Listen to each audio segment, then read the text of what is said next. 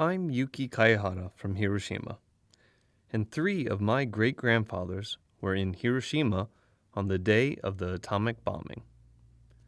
One was working as a teacher and was in a school building when the bomb was dropped.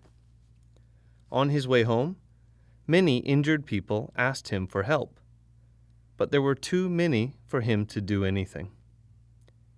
Even though he survived the bombing, for a long time he didn't talk about that terrifying day and couldn't even teach his students because of the trauma. Another of my great-grandfathers was called out, along with other citizens, to collect corpses after the bombing. What he saw was a large, cruel scene, and a miserable memory was etched into his mind forever.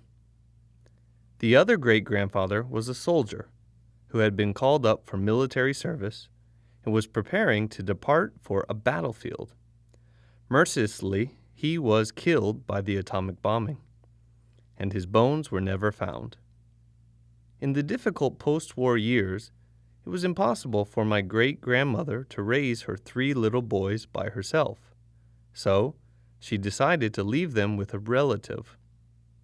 One of the children was 3 years old at the time, and he spent his entire childhood without knowing the warmness of his mother. Whereas the atomic bombs dropped on Hiroshima and Nagasaki killed thousands of people in an instant, they were also the source of lifelong sorrow for many families and individuals. Many survivors remained silent about their harsh experiences for decades, but some of them have eventually told their stories, with the strong hope that such tragedies not be repeated again.